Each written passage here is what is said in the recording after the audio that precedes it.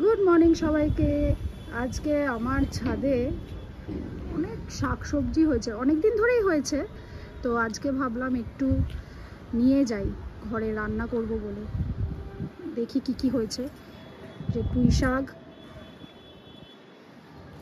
কলমি শাক, অনেক বেগুন তো অনেক হয়েছেই।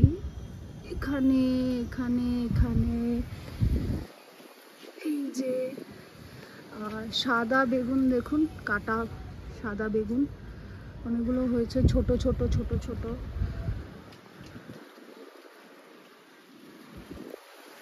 এখানে অনেক হয়েছে। তারপরে কুমড়ো ফুলও হয়েছে। এগুলো সব এখন আমি পারবো করে আজকে এগুলোর রান্না হবে।